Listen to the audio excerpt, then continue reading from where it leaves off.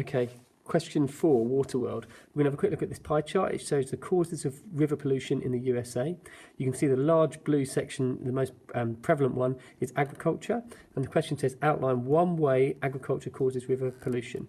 Well, the obvious way I would talk about is eutrophication, which is the runoff of nitrates and phosphates and fertilisers into the watercourse. That might be that they're percolating through, or it might be via surface runoff after rain into the river. That then causes an algae bloom as a result of the plants overproducing, the aquatic plants overproducing. That algae bloom can then cause the deoxygenation of the water and the death of all of the marine plants underneath. So that's just one way that agriculture causes river pollution. We could also look at the leaching of pesticides and the fact that poisons are going into the river as well as a result of agriculture. You only need to give 1, and for 2 marks you just need to expand upon, outline how it causes those problems. For the second one, we've got here small-scale management schemes often use intermediate technology. For a named example, describe 2 benefits of using intermediate technology.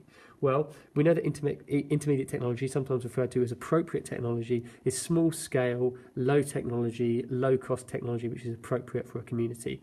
The example we've used is WaterAid and the Avradev pump, which is used widely throughout East Africa, places like Tanzania, Kenya, Uganda, those areas. So you might want to name that pump and then give some examples and some benefits of it. It says 2 benefits and then expand upon them. So it's very cheap and easy to maintain, doesn't cost a lot to put in. Once it's in, it's got limited moving parts, so it's easy to maintain. It can be moved if necessary. If the aquifer dries up, you can move it to a different section. It's simple technology, so the local people can keep it going without external agencies. Quite straightforward, that one. This was a trickier question. It was for a named area, for a named vulnerable area, so we're probably talking there about an LEDC area. Explain the impact on people of insufficient or unreliable water supply. So I think the area we'll have a look at is the Sahel. The first thing is that if we've got an insufficient or unreliable water supply, the chances are people are going to start using poor quality water, so perhaps a water hole that's been overused or is shared with livestock or wild animals.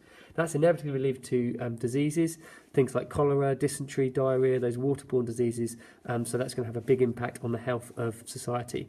Secondly, we're going to see an impact on agriculture. If there's no water available, the agricultural yields will go down, livestock will start to die, there won't be any irrigation, and that will then knock onto the economy because we'll see that people don't have any spare surplus crops to sell, so they might become more reliant on food aid or handouts or be reliant on the government and other agencies.